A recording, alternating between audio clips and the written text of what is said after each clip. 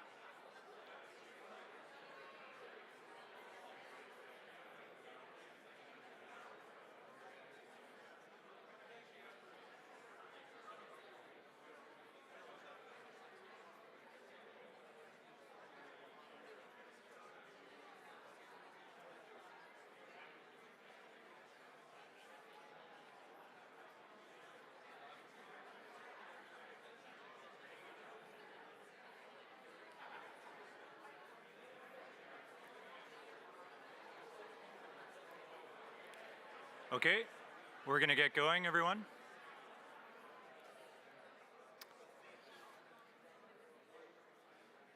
Good evening. My name is John Trenholm, and I am the newly elected president for the Manitoba Association of Architects.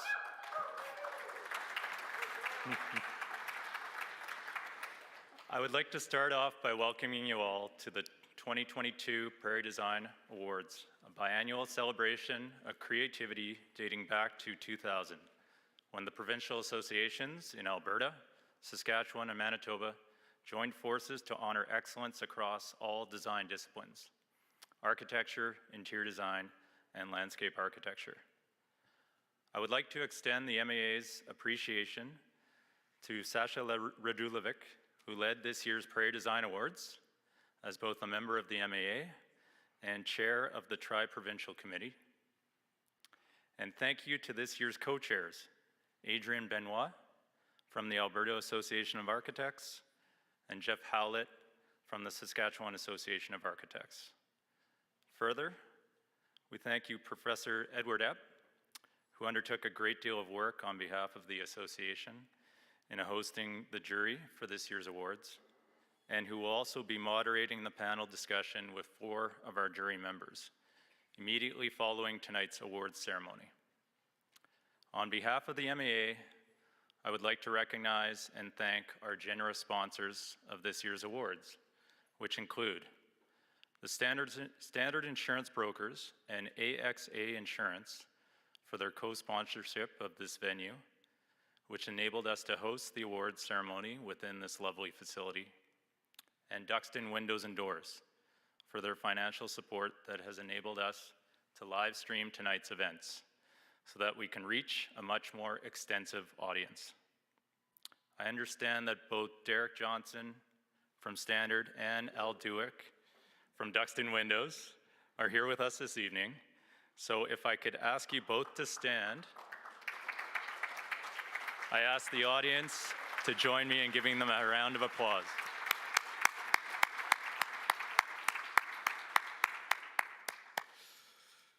Okay. I was honored to assume the position of MAA President immediately following the close of business at our annual general meeting held over the lunch hour earlier today, and I am delighted that part of my initial duties that I am to fulfill are the ones that I am carrying out this evening. Since there are an unprecedented number of awards that will be presented tonight, and that we have a panel discussion with some of the jury members immediately following. We will make every effort to keep things moving along as quickly as possible. We are most pleased to not only have those in attendance here this evening, but a wide range of participants present via the live stream that will cover both the presentation and panel discussion, which is a first for this awards program.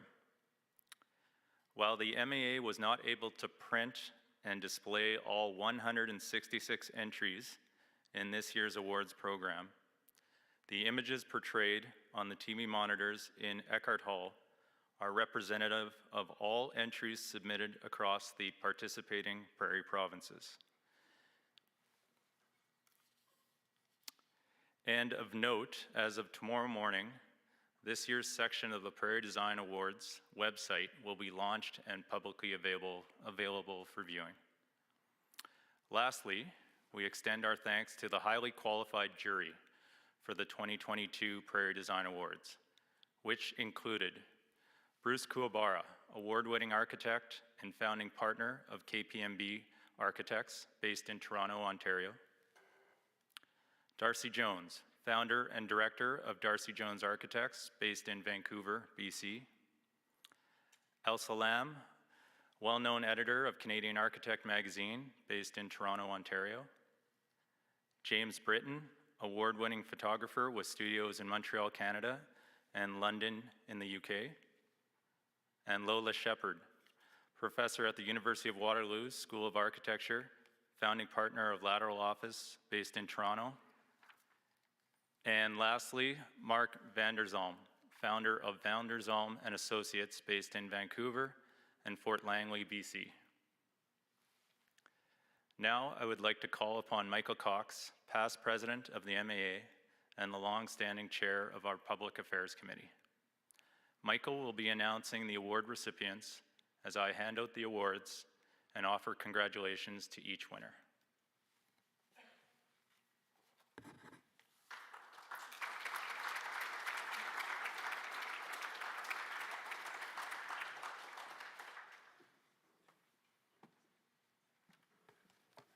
Welcome. Thank you, John. And thanks for reminding me who I am and why I'm here this evening. It's useful from time to time for each of us to be reminded of who we are and in what capacity we may be present in various events. So yes, Michael is the name my parents gave me. And it's as past president of the MAA and chair of the Public Affairs Committee that have been the credentials that allow me to stand in front of you this evening. But of course, each of us has many other identities that are important to acknowledge. I'm also a husband, I'm a father, a brother, a son, and in this week, as we contemplate truth and reconciliation, I am a member of Treaty 3. I'm a partner of Treaty 3. Treaty 3 is the land east of us, where all of the waters that flow from the height of land west gather in Rainy Lake, where I was born, find their way through the Rainy River, through Lake of the Woods, on their journey to Hudson's Bay. And as a neighbor to Couchiching First Nation. It's also important for us to acknowledge that we're here as guests this evening, guests of the Winnipeg Art Gallery and guests of the land in which it's created, the territory of Treaty Number 1, the original lands and waters of the Anishinaabe, the Ininewak, the Inish-Ininewak, the Dakota, the Dene peoples, and the homeland of the Métis Nation. So before I begin with the announcement of the award-winning projects, I'd like to share some observations and comments from this year's jury. In its advance of its review, the jury discussed the current state of architecture globally and regionally to set out criteria in which to establish the context for the judging of this year's work. The context included the global pandemic, climate change, resource depletion, Indigenous issues and the TRC report, regional imperatives, and the sociocultural influences and emerging sensibilities. And I think as you looked at the panels there, and you perhaps watched the slides of all 166 of the entries in this year's program, you would see the way in which projects that we all work on have come to embrace that larger context than what I learned about a long time ago when I was a student in the School of Architecture. Given the breadth and variety of projects, the jury felt that it would be difficult to set out criteria according to building type, according to building scale or building program, and that they would therefore review the projects in their own terms with the goal of choosing exemplary works. The jury was interested in projects that represented a changing attitude in design culture that affects society, the city, and the way in which we live together, by focusing on bigger ideas about the environment and life and how we derive meaning from these. And it was hoped that the noteworthy projects, both large and small, would evidence unforeseen and novel possibilities associated with emerging environmental and social protocols, and communicate a clear message about the design professions to the world from which we could all learn. The jury sought to look at the projects in terms of architectural agency and the changing role of the client, the user, and consultant through collaboration, and include other voices that challenge traditional notions of architectural practice. And given that these are the Prairie Design Awards, they believed that the projects should reflect a regional sensibility rather than a global context. The inherent qualities of the landscape, the distinct seasons, the quality of light, the endless horizon and sky figured in much of early prairie modernist work through the 50s and the 60s. The idea that less is more, as Mies told us, evidenced in the landscape, was interpreted architecturally through an economy of means and resourcefulness, a building with a sense of modesty, simplicity, and material directness, and to evolving notions of place and inhabitation through the spatial contours of plan, section, and elevation. At the same time, the jury was interested in more is not less, Venturi reminded us. Projects that embrace contemporary notions of complexity, hybrid programs, technological and aesthetic innovations responding to 21st century regional and global sensibilities. These include societal issues of diversity, affordability, accessibility, and public health, including the global pandemic. Environmental issues beginning with adaptive reuse of our existing building stock, incorporating and foregrounding tangible metrics to sustainable building practices beyond LEED rankings. The jury also thought that in addition to exceptional projects, there should be latitude to recognize projects that represent a shift in the culture of design in which the level of craft and detailing is superseded by evidence of more pressing issues and a need for change. And lastly, the jury acknowledged that it was time to talk about some of these matters as a profession, with a goal of setting more prescient criteria to what we ought to value in architecture and awards programs on the prairies and elsewhere. I understand that the jury had a number of observations and criticisms and comments, and I expect some or all of these to be addressed during the panel discussion that will follow later in the evening. And if it doesn't happen naturally, you can make it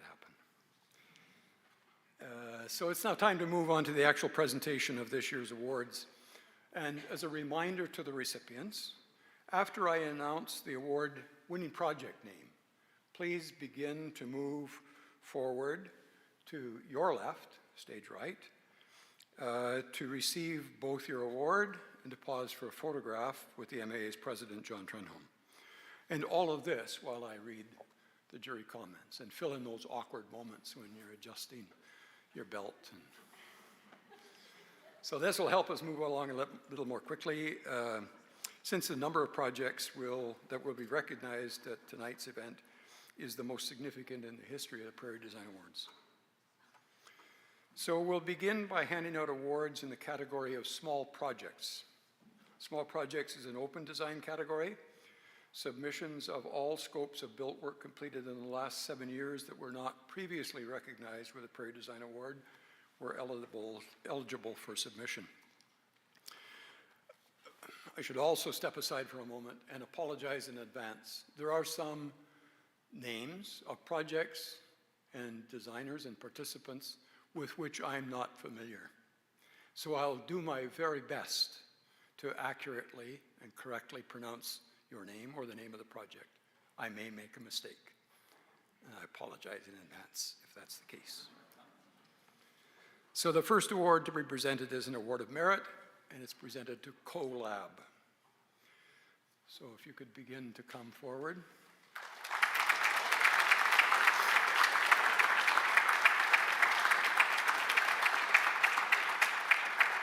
This project is located in Edmonton, Alberta, and was completed in 2020 by Rockcliffe Pre-Shiloh Architects, Croman Architects Limited. Structural engineering was provided by Intuitive, and electrical and mechanical services were provided by MCW Hemisphere. The contractor was Delnor Construction, and other consultants that were involved include artistic direction by Quarters Art and photography by Adam Borman. From the jury, this project is a wonderfully minimalist solution for a local arts community's ambitious program. A limited budget forced the designers to do more with less. A modest building was adapted to house an arts program, including a gallery, theater, workshops, studios, and cafe.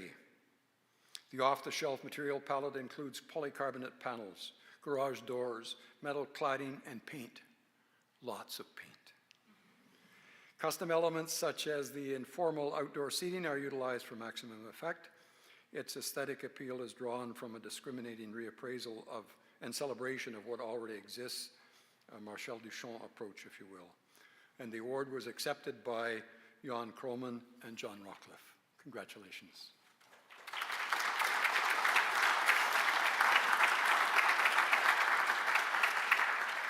The second project in this category is also an award of merit and is presented to Forest Pavilion. This project is located in Winnipeg, Manitoba. Come forward, please. In Winnipeg, Manitoba, it was completed in 2021 by Public City Architecture.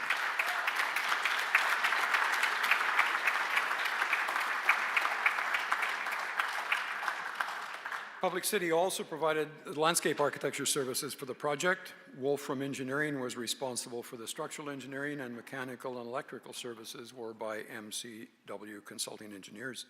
Contractor was Marbeck Construction, and photography was by Lindsay Reed. From the jury, the project is striking, yet strangely familiar and appropriate. It has a neutral modernist quality to it, suggesting that it could be anywhere, when in fact early modernist work set the stage for interpreting the prairie genus loci. Apart from its physical constitution, this project acknowledges two significant features of the site, namely that it's located on Treaty 1 lands, and it's built in a floodway zone of the river, the Red River. It's designed to meet FEMA flood design standards, and it incorporates sustainable, locally sourced materials, low energy consuming mechanical and electrical systems, and native planting throughout the site. The Pavilion program provides indoor and outdoor functions for meeting and recreating based on the rhythm of the days and seasons, artfully mediating its forested context through its porous facade and creating a place for all to enjoy. The award was accepted by Peter Sampson and Liz Rayford.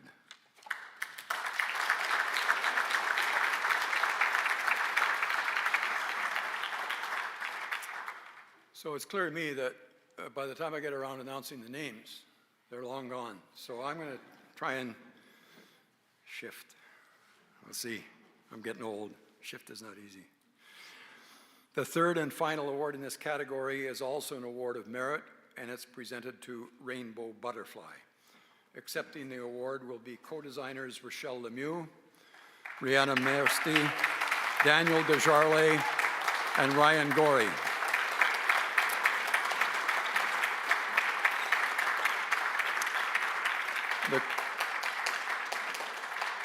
The client representatives are Sandra Delaronde and Sunjum Punag, and the builder is Jay Neufeld. Project's located in Winnipeg and was completed in 2022 by Brooke McKelry Incorporated.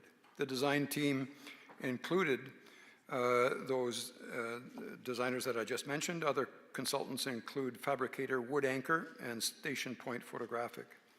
The jury had this to say about this project. It speaks to the difficult subject of missing and murdered Indigenous women, girls, and two-spirited people and their families and survivors, and does so with reverence, inclusiveness, and hope. Through a collective process that began with a series of conversations on the subject, this project evolved in the form of a memorial pavilion. An Indigenous design team worked closely with fabricators to create a steel rib structure whose complex curvature is draped with intricate metal panels inspired both in scale and detail by the traditional jingle dress. Its gifted name, Rainbow Butterfly, further inspired the brightly colored pavilion to take its final form. It's a remarkably tactile, visually engaging, and inviting project. It's been installed in a number of locations, but has yet to find a permanent site, which is perhaps a fitting approach to its calling. The next category that we deal with is landscape architecture, and this also is an open category, open to projects of landscape work that have been completed in the last 7 years and not previously recognized. The first award in this category is an award of merit, and it's presented to 5th Street Southwest Underpass Enhancement. The award will be accepted by Bryce Miranda.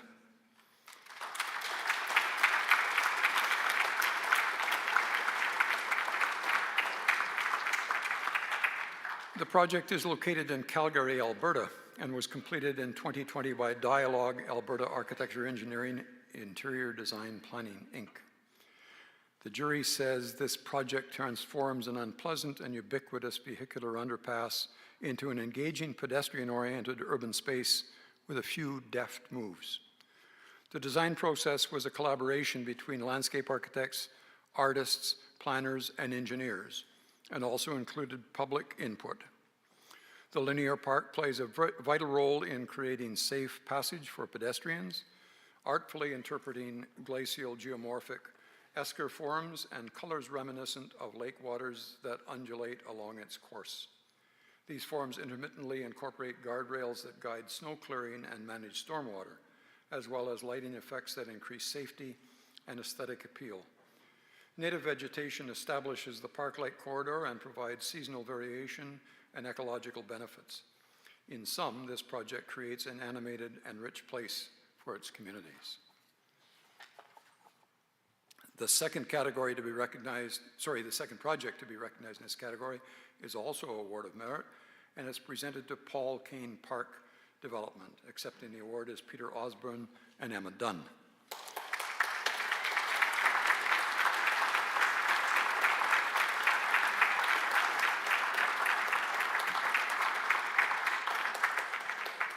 The project is located in Edmonton, Alberta, and was completed in 2017 by GEC Architecture.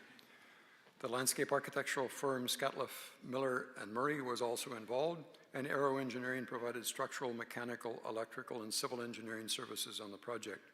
Contractor was MC Construction and Management Limited, and Hanscom was involved as the cost consultant, and photography was provided by David Troye from Double Space Photography.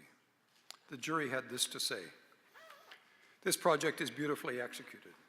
Originally built in 1978, the park's rehabilitation and reconstruction were determined through a design process that relied on community engagement to determine programmatic and aesthetic goals.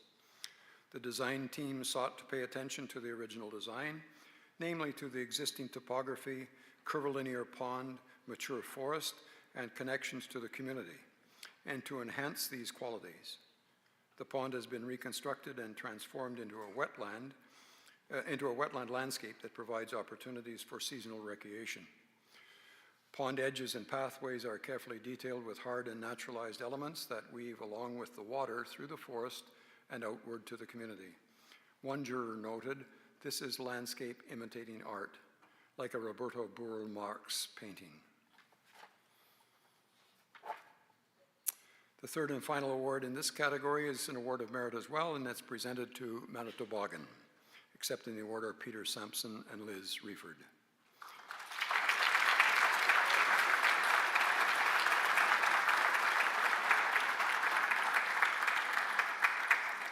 The project is located in Winnipeg and was completed in 2017 by Public City Architecture.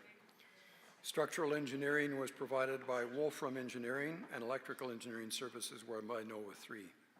Contractor was Garden Construction, and photography was by Station Point Photography and Public City. The jurors described this project as Winnipeg's first universally accessible toboggan slide structure, and a place that represents the city's commitment to barrier-free social infrastructure. It is simultaneously an artful landscape and built structure, not unlike many Olympic sports venues, providing a perfect setting for engaging winter activities, and given the prairie's flatness, a welcome topographic addition. The fully accessible structure incorporates 2 slides, a lookout tower, and a warming hut that extends into the forest. The tower features a laser-etched panel graphic of a regional sweater pattern, a subtle reference to other cultural determinants that make life possible in the prairies. Its steel frame and wood cladding feel tectonically robust, purposeful, and executed with skill and imagination. This is a landscape apparatus that will quietly wait for the annual snowfall and the delighted shrieks of children, and maybe some adults for years to come. The next category to be addressed is the category of interior design. This also is an open category with submissions available from all work in the last 7 years, not previously awarded.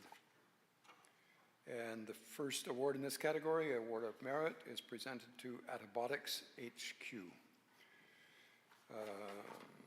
The award will be accepted by Ben Klumper and Dustin Cousins.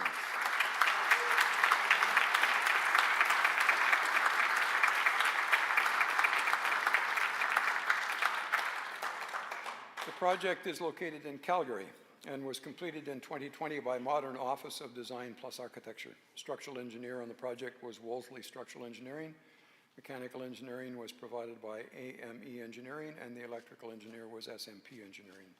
Contractor was 3D Interiors, and photography was provided by Britta Kokmore Photography. The jury notes that this building renovation and addition capitalizes on everything that was important about Winnipeg modernism. A GBR, Green Blankstein Russell building from the mid-60s. It has seen an... Say again? I'm reading my notes. Help, Judy? I get it. I get it. But I'm not sure how to quickly fix it. Maybe it's the next project. There are 2. Ah. Schneider and the other one is this one. Would a member of the jury wish to stand and come to the podium and speak to this award? No, I don't. I think at least you know. No, but it's the same mistake on both pages. It's the same, right? Yeah. Right? So I need to find that note, and it's not on the next page. Clever man. So I repeat my question. Is there someone from the jury willing to come forward and speak to this project? If not, bear with me and I'll dig through and find it. You want me to dig through and find it? Cowards. Okay.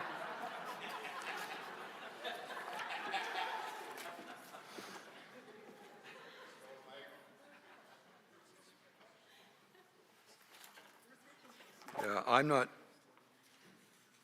I'm not convinced that it's here. So with respect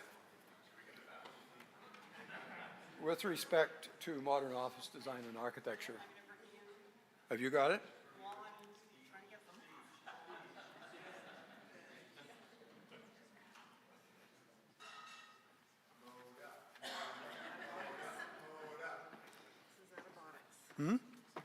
Antibiotics? antibiotics. Now, can you actually read this? No. Okay, here we go. This project, designed and executed with a tight budget, is wonderfully theatrical and inventive. It creates an office space by constructing ephemeral pavilions of varying opacities, depending upon the program, hung throughout a double-height courtyard and surrounded by related office functions. It has an economy of means derived from adapting an existing space and by designing and fabricating interior pavilion and spaces utilizing materials that uphold principles of circular design, cradle to cradle, and design for disassembly. The parabolic forms and the careful use of lighting throughout offer a sensory experience common to an office setting that is at once uplifting and forward-looking, consistent with the client's technological ambitions. Success.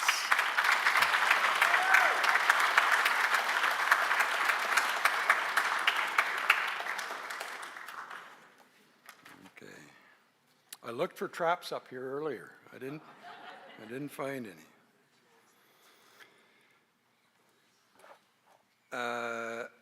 An award of merit in this category is also presented to Snyder Orthotic Design. And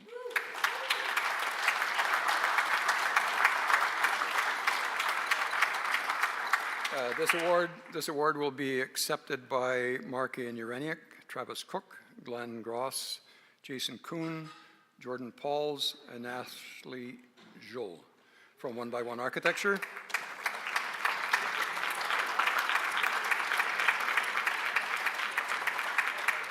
The client representatives Luke Snyder and Vaughn Snyder from Snyder Orthotic Design, engineering consultant David Epp from Epp Siepman Engineering, and photographer Lisa Stinner-Kuhn. This project is located in Winnipeg, Manitoba, and was completed in 2021 by One by One Architecture, Inc. Landscape architecture on the project was by Sitework. Structural engineering by Crozier Kilgore and Partners, and Epp Seaman Engineering provided mechanical and electrical engineering services. The contractor was Gilmark Construction, and photography was by Lisa Stinner-Kuhn. The jury said, I get to say it again, this building renovation and addition capitalizes on everything that was important about Winnipeg modernism.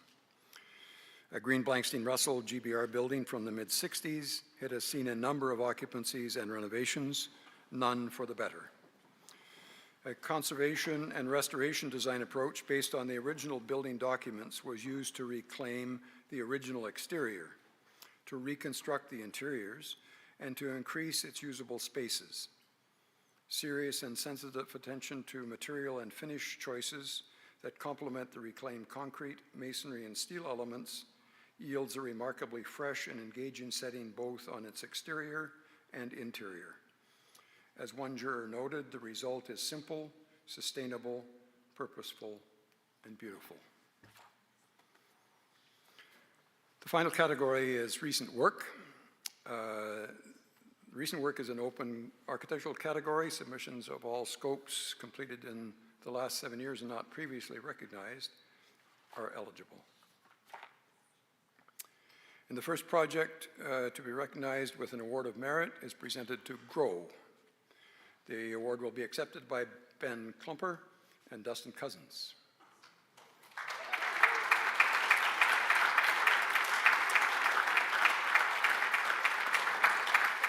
The project is located in Calgary and was completed in 2021 by Modern Office of Design plus Architecture. The firm was also responsible for both the interior design and the landscape architecture on this project. Structural engineer was Wolseley Engineering, and the mechanical and electrical services were provided by TJL Engineering. The contractor was Round Square, and YYC Growers Urban Farming were also involved. Photography was by Emma Peter Photography. The jury noted that this project embraces a very inventive design approach to housing and urban agriculture by weaving these together in a hybrid landscape building. The continuous, gently sloped roofs provide a generous barrier-free growing area and amenity for its residents. The resulting form and presence in the neighborhood is both novel and inspiring, distinguishing it from most multi-unit residential rental housing in Canada. A range of dwelling unit types support diverse household sizes, from single students to small families. Contextually, this project advances social and economic sustainability through its commitment to fostering community both within and outside its walls, and by substantially offsetting the costs of food harvested from its roofs for its agriculturally minded inhabitants. The second project in this category is also an award of merit, and it's presented to Parkade of the Future. The award will be accepted by Johanna Horme, Pablo Batista, George Craddock, Jeff Katchkin, and Stas Klaas.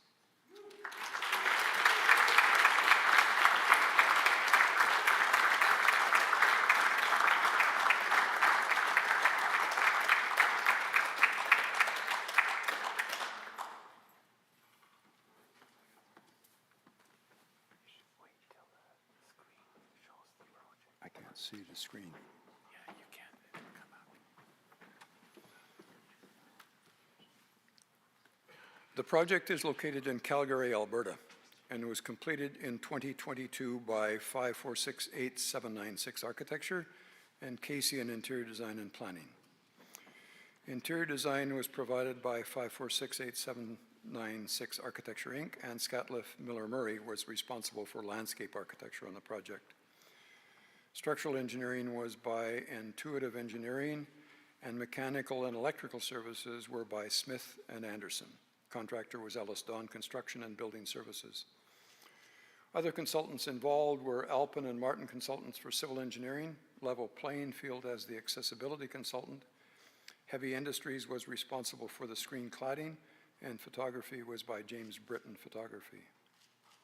From the jury, this project, a sophisticated and thoughtfully conceived parking garage, incorporates a forward-looking design strategy that envisages a future transformation into an office and/or a multi-unit residential building. Straddling a light rail tunnel and adjacent to new civic and cultural landmark buildings, the parkade offers a striking counterpoint in the form of an elliptical helix with an interior court and an ascending perimeter floor plate. The building structure is clad with a distinctive undulating steel shroud that lifts vehicular and pedestrian access points, allowing users to access an inner courtyard and grade-level public realm. Similar to adaptable warehouse and office buildings from the early 20th century, the building is conceived to change programmatically. However, unlike those buildings, the parkade anticipates contextual, environmental, and technological advancements in its design concept and details, which makes it a building for the 21st century. The third project in this category is also an award of merit and is presented to Kathleen Andrews, Transit Garage, the award accepted by Pat Hansen.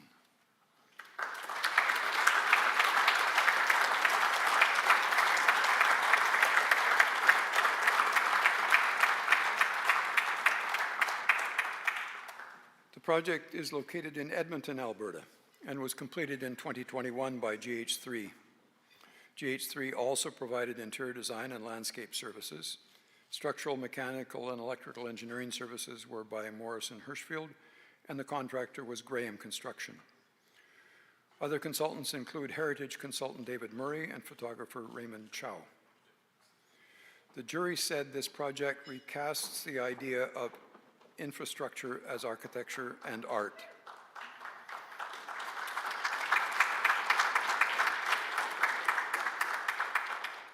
Unlike many infrastructural buildings of the past that only received an engineer's attention, the Kathleen Andrews Transit Garage addresses brownfield site remediation, historic preservation, and environmentally responsive building systems, all while accommodating the needs of a state-of-the-art transportation facility. Named after the first female bus driver in the Edmonton transit system, the 50,000 square meter building is wrapped with a taut and variegated stainless steel and glass skin, and punctuated with scalar elements extending into the landscape. The 5 striking sculpted volumes that rise above the building provide daylight to the expansive interiors and serve to establish a dialogue between geography and place, a refreshingly inventive approach to critical regionalism. The 4th award in this recent work category is another award of merit and is presented to 62M. The award will be accepted by Ken Borton, Colin Neufeld, and Ainsley Johnson from 5468976 Architecture, Inc.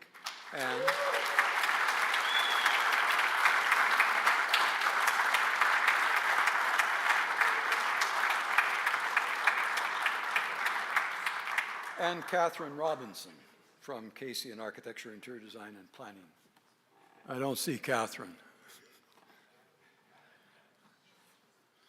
The project is located in Winnipeg, Manitoba, and was completed in 2019 by 5468796 Architecture. Landscape architecture services were provided by Atelier Anonymous. Structural engineer involved was Laverne Draward and Associates, and Nova 3 were responsible for mechanical electrical services. The contractor was Holtz Constructors, and James Britton Photography was also involved. The jury noted that this project's simplicity is its greatest strength. The circular 2-story building, the building's defining innovation, is elevated to take advantage of 360-degree views and to provide an engaging understory or yard. The building's structural, spatial, and material efficiencies were of paramount importance to the developer, considering the site's obvious limitations in the real estate market. These were addressed with a compact circulation core and pie-shaped unit plans that work extremely efficiently. Further, the minimalist concrete structure, generous fenestration, and Core 10 steel cladding give the building an industrial character and contextual fit. It acts as an anchor and a catalyst for growth in a derelict area of urban Winnipeg. One juror noted, "It's great that this building exists in the world."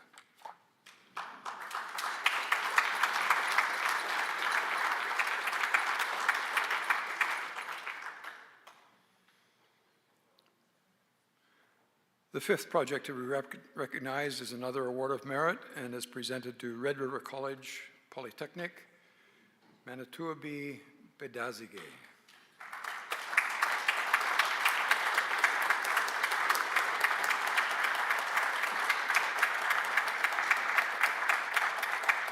The award is being accepted by Doug Hanna, Gabe Dirksen from Number 10 Architectural Group, Sidney Brown from Diamond Schmidt Architects, and the client representative, Maria Mendes. This project is located in Winnipeg and was completed in 2021 by Number 10 plus Diamond Schmidt Architects in a joint venture.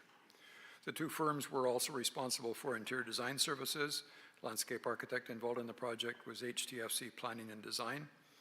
Structural engineering provided by CKP Engineering, mechanical was Epp Siepman Engineering, and electrical was by SMS Engineering, and the contractor was Ackman Construction.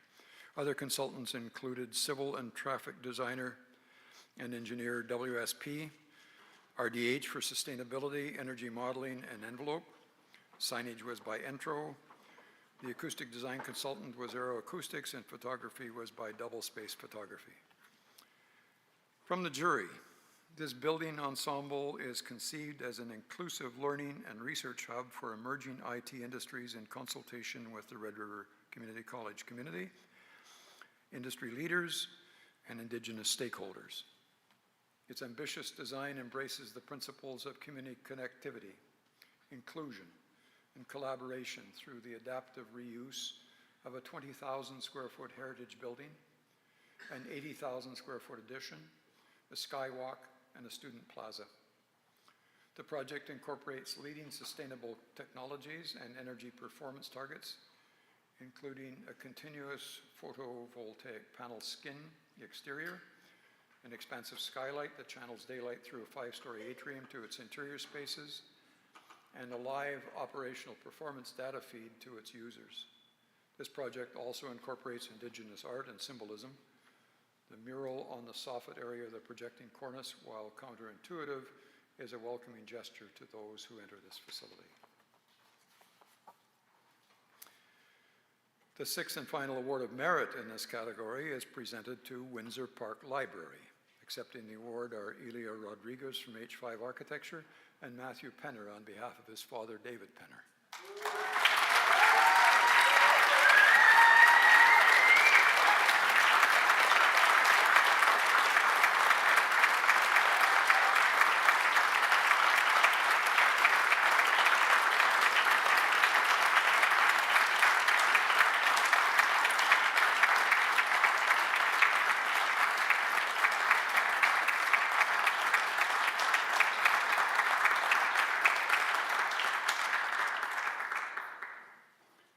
The project is located in Winnipeg, Manitoba, and was completed in 2018 by David Penner Architect plus H5 Architecture. Structural engineering was by Wolfram Engineering, and Epp Siepman Engineering provided mechanical and electrical services. Contractor was Canotech Consultants. And other consultants included MEC Consulting for civil engineering. Photographer was Lindsay Reed. The jury said this project is skillfully composed and deftly executed. It's a mature building in many respects.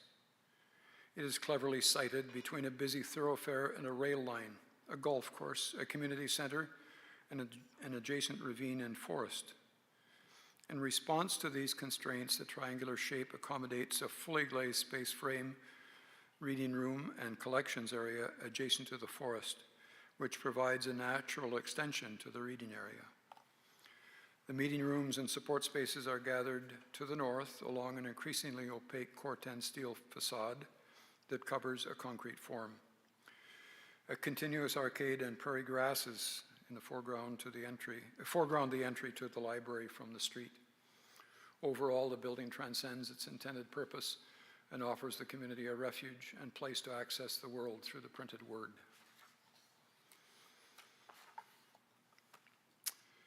The first award of excellence in this recent work category is presented to the National Music Center. Accepting the award is Bill Chomick.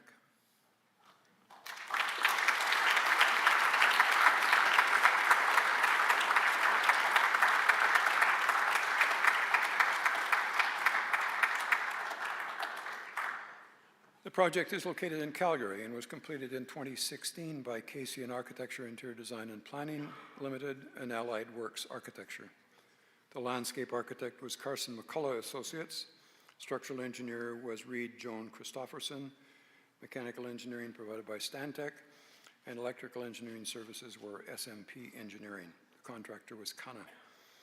Other consultants involved included heritage architect Simpson Roberts Architecture, civil engineering by D.A. Watt Consulting, lead in sustainability and by Intermodal Engineering, specifications by Bookspec, and photography by Bitterman Photography.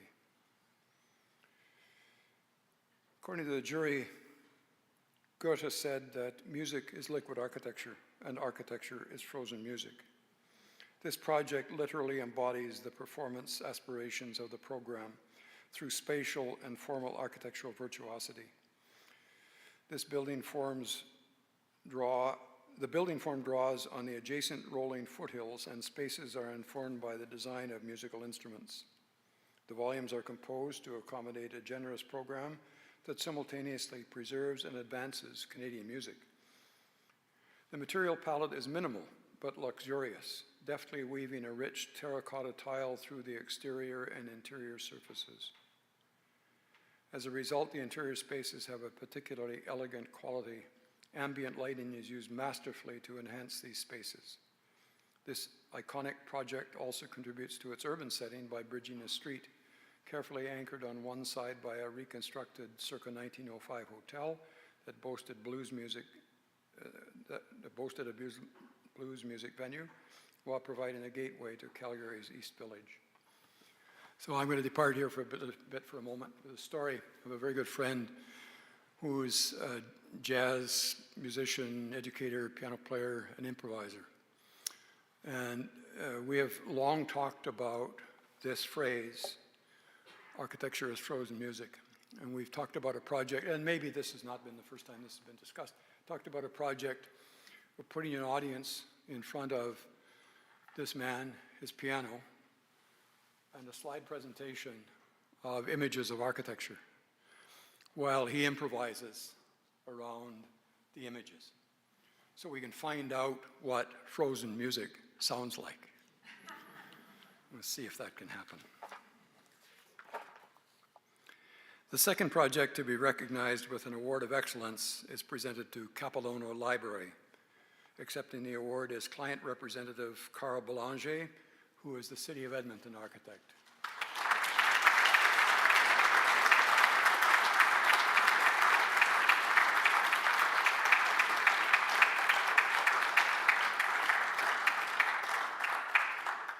The project was completed in 2018 by Group 2 Architecture Interior Design as prime consultant in a partnership with Patco Architects. The landscape architect was Design North, structural engineer was Fast and Epp, mechanical engineer Williams Engineering Canada, and the electrical engineer was WSP. Contractor was PCL. Other consultants included civil engineering by ISL, RWDI was the acoustics consultant, and photography was by Jim Dow Photography. The jury noted that this project has been executed with skill and humanity. The strategic siting of this building between a neighborhood and a ravine brings nature to the foreground. The overarching 77-meter long roof volume is artfully sculpted to reinterpret its immediate context and to create a spatial variety as rich and varied as the program functions it supports. Materials and daylighting are used judiciously. Further, daylighting and artificial lighting are seamlessly integrated throughout to enhance the user experience, and more importantly, to connect with the immediate landscape and the path of the sun. The rich variety of views and the affordances provided by careful placement of fenestration and screening further connect the user with nature and the community. Since its opening, this project has become a destination for old and young alike to participate in its various programs and spaces, both inside and out. This is a library that serves as an agent for social and environmental awareness. The third project in this category to receive recognition, and the final project that will be awarded this evening, is an award of excellence that is presented to Kamayuk. The award will be accepted by Michael Robertson.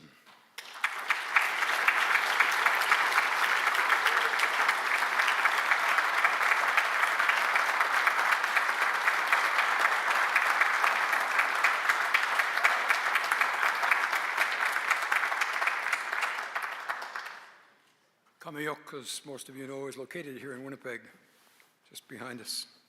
And it was completed in 2021 by Seminole Architecture Limited with Malson Architecture, Inc. Landscape architecture was HTFC Planning and Design. Structural engineering services were provided by Crozier Kilgore Partners Limited and Guy Nordenson and Associates. Epp Seepman Engineering and Stantec were involved in mechanical engineering, and electrical engineering were by MCW Age Consulting. And the contractor was PCL. Other consultants include Lamb Partners in architectural lighting design. RWDI was the snow load consultant, and WSP was responsible for sustainability and energy, commissioning, and civil engineering services. Lindsay Reed was the photographer. The jury says, this project presents a tactful and elegant solution to a difficult site, directly adjacent to Gus DeRose's formidable Winnipeg Art Gallery. The use of near-white masonry to create a metaphorically inspired cultural form set against the Tintelstone monolith achieves an equal weighting, yet a separate identity to the Winnipeg Art Gallery. The prominent manner in which it opens to the street and makes visible the rich collection of Inuit art is counterintuitive to the hermetic nature of most galleries. The Inuit gallery space and on-grade level public realm and support spaces blend seamlessly through the interior. The vision and contribution of those who set out to bring this remarkable body of work to the world over the years, the commitment of the client and the architects to create a world-class facility, and the involvement of Inuit and Indigenous peoples throughout the design and curatorial process have provided the world with something really rich and important. Most significantly, Kamayuk speaks to the peoples of Canada and their ongoing commitment to conciliation with its Indigenous relationships. So that's it for this part of the evening. Thank you very much for your attention.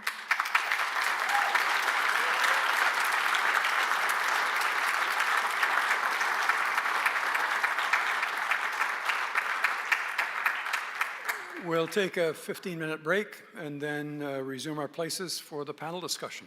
Thank you very much.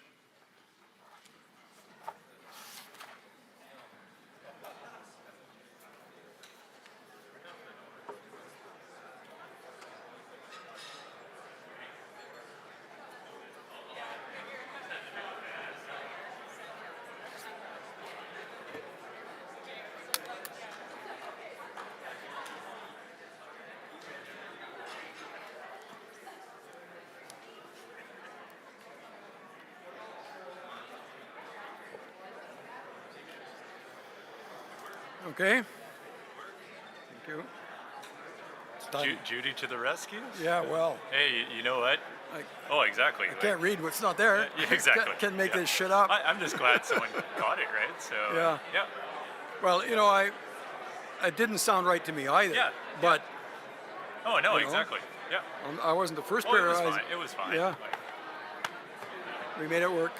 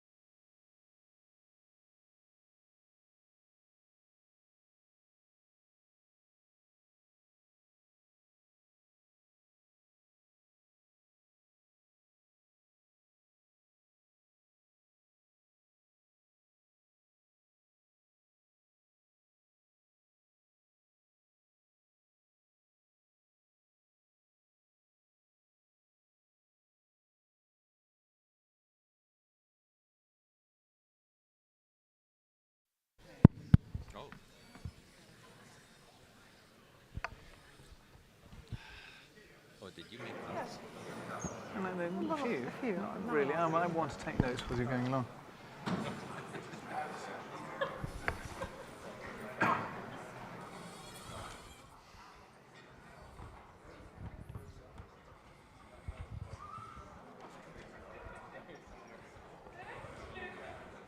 So who do we have left here? Only the prize winners?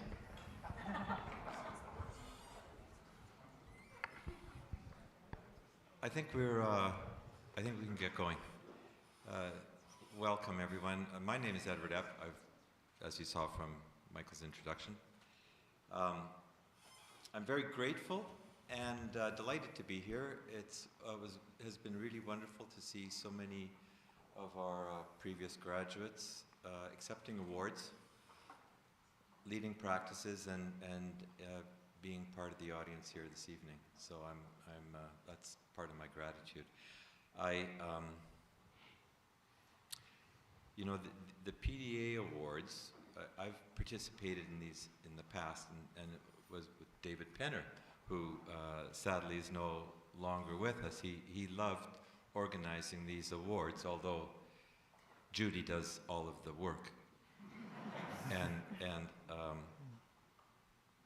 he had drawn up a list of jurors back in 2020, and he'd passed it along to Sasha, who dutifully has taken up the job of carrying on with this. And so he had a list, an A list, and a B and a C. And so Sasha called his A list, and that's 4 of the 6 that were on the list. Everyone on this jury willingly agreed and with some degree of enthusiasm to participate. So we're very grateful.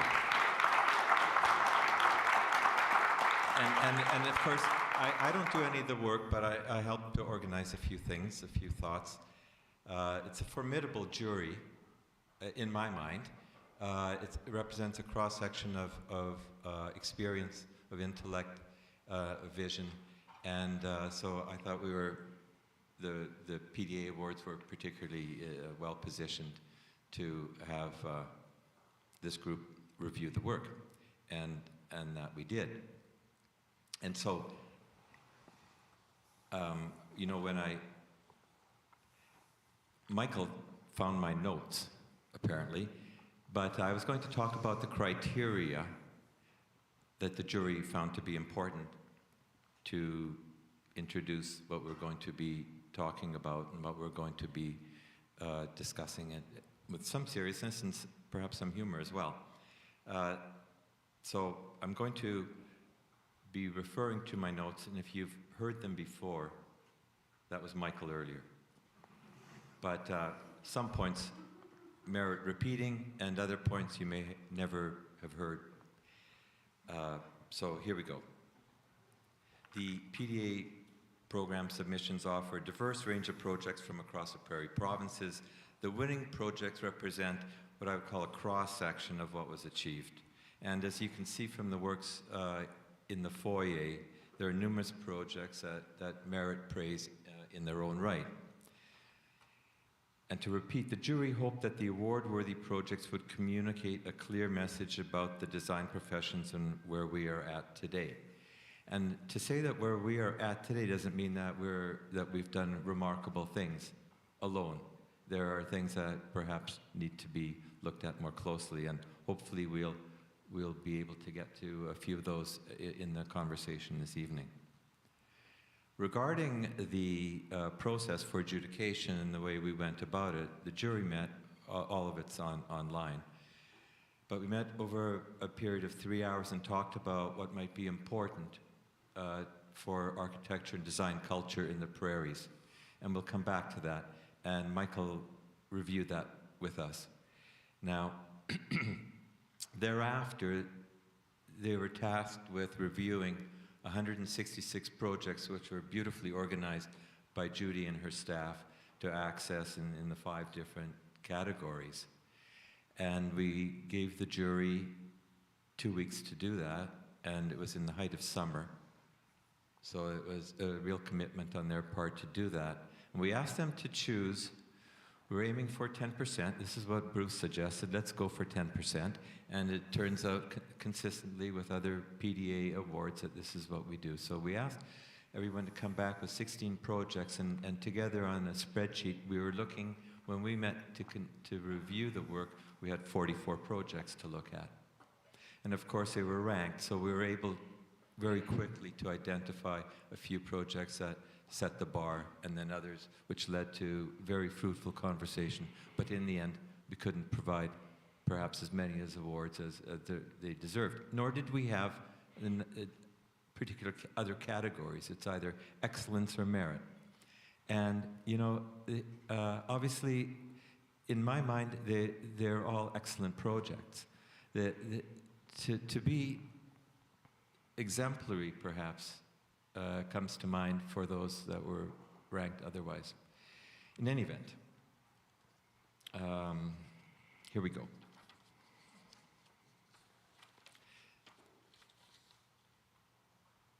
Now, I have a series of questions. In some cases, I'll direct my question to a panel member, reflecting on the conversations that we had, because that's what we're basically, in a way, reenacting.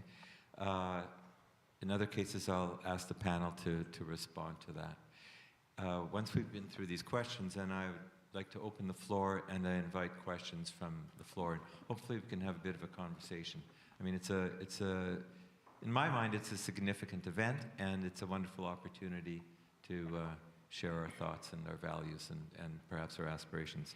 So, part one, what was the jury looking for and what was found? I will begin with a simple question. What is prairie design, or what does it mean to design on the prairies? And so I have some questions here, and I would begin with Darcy, who came to live and study in the Department of Architecture at the U of M. And so he's not from the prairies per se. And I wanted to know what you were struck by in terms of the prairie setting, but more importantly, about its architecture. Going back to when I first moved here? Yes. Yeah. I'm from the Lower Mainland, which is extremely mild. We don't close our windows all year at home. So to move here, besides the potency of the horizon and the crisp light, which is nice to be here again and see, I was really struck how architecture is keeping everybody alive. Like, you literally die, and there'd be these sad stories about people who fell asleep. And I didn't come from that, so I think that my favorite parts of Winnipeg architecture are that it just seems to, in a dignified and robust way, that it just addresses shelter first, and often that's enough. And I think in BC, there's an insecurity about doing more. We have such a crazy landscape. There's so much natural beauty that no one can let well enough alone, and I think they let well enough alone here and build robustly, and buildings age in a really wonderful way because there's no rain here. They're very crisp and clean, and I noticed that again today and yesterday. But there's kind of a confidence that I almost think is American here, that's like a proud sort of coming from farming, I would think. And I think that flavors like a simple little walk-up apartment. It flavors, an approach to a commercial building done last year in the prairies, where it just there's an acceptance to leave well enough alone and stop, right? And that's not to make fun of low budgets. That's actually, I mean, it's sort of an amount of still a lot of architectural thought. It's just, I think the process stops sooner than people should, they should stop sooner in the coast and in Vancouver. Yeah. All right, thank you. Elsa, you co-edited Canadian Modern Architecture with Graham Livesey, a formidable anthology of significant modernist and contemporary works. One chapter is dedicated to the prairies, prairie architecture, and the question is, what are the modern contemporary precedents that resonate and still hold value for you among the prairie projects featured? There's a number, and I should give credit to Graham Livesey, who actually wrote that particular chapter and who has taught at the University of Calgary for many years. But to just pick out a few names, I'd say the work of Clifford Weems is still incredibly powerful for its sculptural forms and its relationship to the landscape, to the strong horizon line out in certain parts of the prairies. And then the work of Etienne Gaboury and Douglas Cardinal further west, I think, sets an interesting precedent in terms of really early indigenous, what we would think of now as, of indigenous designed architecture, and in exploring questions of what indigeneity can mean in terms of architecture. And that was happening way, way before anything else in Canada of that type was happening.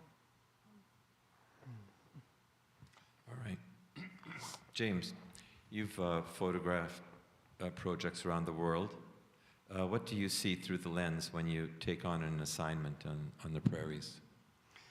Well, I think there are a couple of things that really immediately sort of stand out when I'm working here. One is the quality of the light. I find not just here, but throughout the other prairie provinces, that the light quality has this, it's really particular. It kind of lasts a lot longer, that you get this lovely, the morning and the evening light has been a big part of how I've kind of interacted with architecture made here. So I think that's something that, when the contemporary architecture that I've visited and made images of here, I think when there's an interesting relationship between the quality of light here, that I've always really enjoyed and found something to be very particular to here. So I think there's that. There's also the other thing that I often think is compared to other places in the world that I've photographed, is the space around buildings that is really interesting here. So there's often overlooked spaces or space, there's kind of room, and there are these interesting kind of somewhat accidental spaces that happen next door to buildings and architecture here, which I really enjoy. And I think if you take a step back from that a little bit further and think about how we make images of architecture and thinking about communicating context, I think that here there seems to be room around things. I think even more so than the rest of Canada, but certainly very different to European cities. And I find those kind of accidental, kind of unusual, somewhat eccentric spaces that get overlooked, when there's a good conversation between those and the architecture, that's really interesting. So I think those two things really stand out for me about working as a photographer in the prairies and working with architecture. Yeah. Right, Bruce, over recent years, KPMB have designed significant projects on the prairies. Recently, the Science Commons at the University of Lethbridge, the Remi Modern, Saskatoon, and of course the Hydro Building here in Winnipeg. What are the common threads in these projects that support this notion of prairie design or prairie aesthetic? Well, I think that you really have to understand the landscape and the light. And one of the things that I'm very aware of when we're working on the prairies is the solar radiation and what you can do with it in terms of really integrating it with the way in which you site your buildings. And it's just been an incredible thing to work with in terms of creating buildings that are not only exemplars of healthy buildings, but also exemplars of how we want to live together. And so, I think the interesting thing, what else, because I read your question, Edward, and first of all, I want to thank him for writing, the script for the awards. Basically, I think he did an excellent job. But one of the things for me is that for every building, I mean, every architect, whether you're part of a big team or working individually on a small team, you bring your worldview, your individual point of view. At the same time, you're collaborating, so there's been so much about collaboration. But then you're working off of, for me, architecture is a transformation as art is of what's gone before it. So you bring your education, and we're all, I mean, it's a complex moment because your education is primarily about Western architecture. I mean, mine was, it was European and a little bit American. And I think the whole, what I would say is the work that we looked at was excellent, very much in the terms that Darcy outlined, but I think the world is really complex right now and shifting. And I think, you know, for architects, it's an incredible opportunity to really explore, you know, the meaning of your work. And you know, how, I mean, I ask myself this question, like, how do you, like, you get to this point where you actually have this chance to take everything you know and transform that and see what the results will be. I think the work that was awarded was really, really great, but I'm saying the challenge going forward is a different challenge. And it's the opportunity for, you know, all of the architects and students and landscape architects and urbanists to actually, I think, make the future we want. And it may look different. All right, I think we want to come to that too. So, you know, in these opening discussions on our criteria, that we discussed this notion of authenticity in a project, that is of rightness or even of origins and genuineness. So, James, you discussed authenticity by referencing the photography included in the submission entries. Could you elaborate on this? Yeah, I mean, so I think just to take a little step back from, I mean, relating this to authenticity, it's obviously, it's a kind of complicated question to address, both in terms of images of architecture and indeed of architecture itself. But I think one of the things right now with photography and architecture is so closely intertwined, and the way we consume and the way we understand architecture predominantly is through photography. So when we're thinking about the merits of a project, we're looking first and foremost at images that are made of the architecture.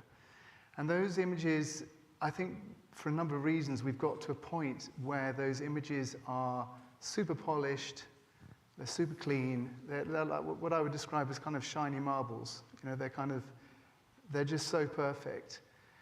And I think when you're thinking about the merits or otherwise of a project, you need to be careful to, first of all, not be seduced by the photography, but to try to really look beyond the kind of the shiny nature of the images, to really try and engage in what the project is about, what are the narratives,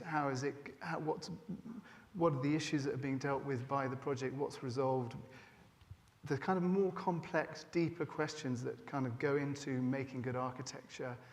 I think right now, in relation to photography, we're at a difficult time because the photography somehow is not dialing into that.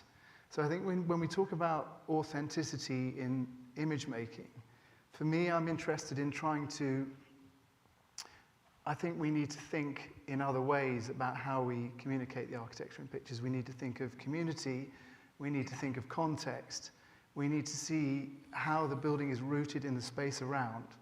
We need to think about how the building is inhabited, how it's used. And in many cases, I think there's an argument for going back to architecture, not just photographing things at the point of completion of a project, but again, going back afterwards and seeing maybe how the architecture has been adapted or how it's lived in and used.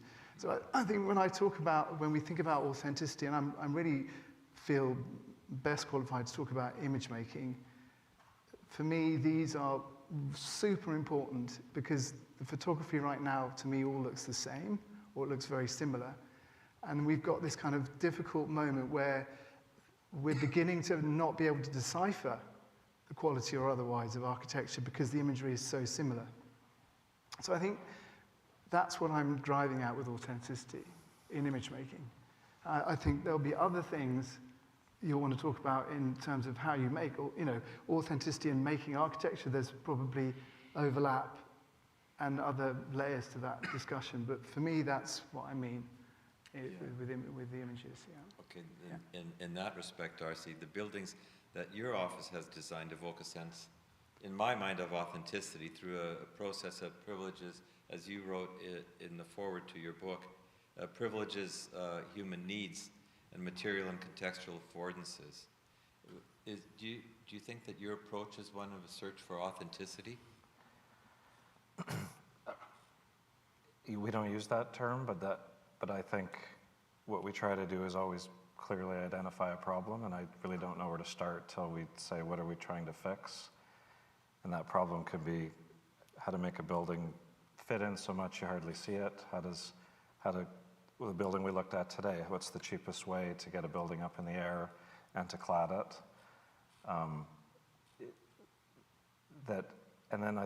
Things are enduring and things have a timelessness. When there's a problem that was solved, and anyone that uses that building can actually like almost kind of read the process. You show up and like, oh, you had to bridge something, or you had to lift something, or there was an awkward moment that was resolved. I think it's a little bit like you put a positive spin on a negative, and any time a building is superficial, I think it's that they didn't actually establish or find or even care about a problem. That library that won, you can almost read the thinking of the architects. I don't want to put words in their mouth, but it's a really fantastic section, and they almost wanted to not have to design facades, so it actually is a case of the section became the elevation on two sides, so, which has a modesty, because then that facade wasn't another thing designed, so you could see that through the lens of a problem, I think. Often bringing in light is something that we struggle with in our projects because we have such bad light in Vancouver. And I think what we noticed, we noticed, I think, as a jury on projects that won, is consistency. So say you establish a problem, you refine it at a formal level or in a siting level, but when you take that all the way through, every detail is a problem that has to be fixed, and I think that's what makes strong architecture, is when that thing you were fixing or trying to do never, even through construction and men, things change. And a problem of how we have only paint and a budget. What do we do? How do we define space with a bucket of paint? All right. Thank you. This question of authenticity also relates, there's a derivative of authorship, and I wanted to get at that a little bit.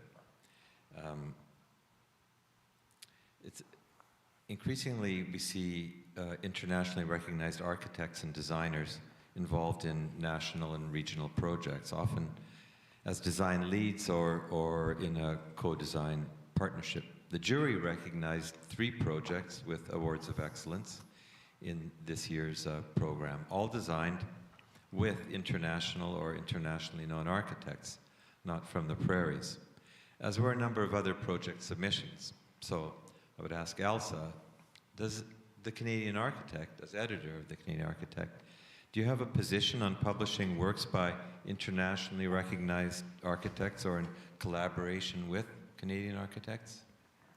Yeah, we're absolutely open to it. I mean, the criteria for us is that it has some kind of important story to tell as a project, and that it has a connection to Canada. So we do the inverse as well. So we absolutely publish projects by international architects in Canada. And we do the inverse, that we publish projects by Canadian architects that are done outside of Canada if they are of significance, of sufficient significance. So. And sort of related, Bruce, how might we think about this notion of authorship when we're judging? Sorry, what was that? How might we think about this notion of authorship when we are judging regional work by Prairie Design professionals? Of authorship by people outside of the prairies, by architects. That are not part of the prairies. Yeah. Yeah.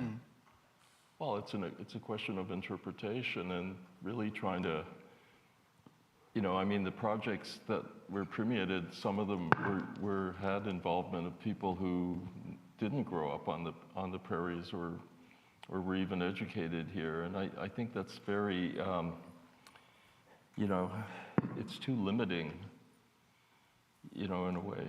And, you know, I think that to me, what's interesting in the prairies is that you have the Western tradition of modernity being played out in the landscape, which is really a landscape of truth and reconciliation. So how do you square that, or how do you circle that and really come to some new way of thinking? And it doesn't, to me, it doesn't matter where you're from. I mean, Le Corbusier did La Tourette, which is one of the greatest buildings, and he wasn't a Roman Catholic, and you know, he was an artist. And I just think it's so fantastic having the chance to be in this country, anywhere in this country, where we have a relatively decent working democracy with a lot of controversies and, you know, disagreements regionally. But I think the luckiest thing we have is that we live in a country where plurality actually informs, you know, our society. And I think the more, like, we've done lots of buildings, but the more, like, thinking more about the relationship between architecture and society is, for me, the #1 issue today. More than anything that I've thought of before. And we've been through everything, all the, you know, a kind of a Bauhaus education, a kind of more an educational revolution in Toronto, you know, a kind of postmodernism, a deconstruction, a kind of starchitecture phase, a return to sustainability, really thinking, especially with truth and reconciliation, what architects who are working in Canada on this land should even be thinking about. I think these are the challenges going forward, and I expect a lot out of our country. You know, we have the opportunity to actually demonstrate something that a lot of other architects in other countries don't have that opportunity, or the will. Mm-hmm. So you need to have that. Like, for me, this is the project of architecture going forward. That's really interesting because, you know, further to this, there are an increasing number of post-truth and reconciliation Indigenous initiatives and collaborations emerging. The questions of reconciliation or conciliation, what they mean today, both for, you know, some of those terms are clear to me, particularly the notion of conciliation. But the term of colonizer, we have the role of the colonizer and that of the First Nations. And these are clearly two perspectives. And it's interesting, just the very association of the modern with the colonizer. And the modernist, but rather than speak to it, I simply ask, you know, these are perspectives of fertile ground for rethinking our approach to design of the built world on the prairies and beyond, as you just suggested. So I ask the panel openly, how can we embrace issues of indigeneity, for example, in advancing architecture and design practices on the prairies and elsewhere?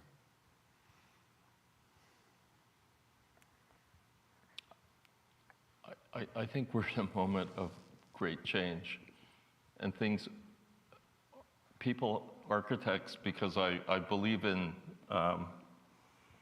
the capacity of architects to really think and feel something more than what they know, to actually be the first responders, to actually make something significant. And I'm saying it should be, I mean, once again, I think we're really, really fortunate to have the freedoms that we have, to have had the, I mean, every day is a project, a daily project of trying to really come to terms with ourselves. That's what I think. And it's completely different from everything before. And so that's the opportunity. And I think it's incumbent on the schools. I mean, the public schools, elementary schools, high schools, universities, schools of architecture, associations, all the communities of architects to do something. We need a sea change. And people know exactly what I'm talking about because I know that people feel the responsibility to do something. And that's what I'm looking forward to. I think the awards are great, but the challenge is bigger than the awards. And if we do that, I think Canada will, people talk about Canada in different terms. There's an expectation globally that we can actually do things differently. I have lots of friends around the world who they're watching. Okay, so let's decide, because the criteria have all shifted. The criteria for what I thought constituted, excellence in architecture, all the fundamentals, I think it just shifted. And we're starting in a different place. You don't forget about all of the principles, but those principles that I think constitute great architecture are founded on a Western tradition. I've just done a bibliography of my library, and it's unbelievably Western. And so I'm at a point. I don't know. I'd like your opinion, Edward. What do you really think should happen, with architecture in Canada done by, Canadian architects and international architects? Well,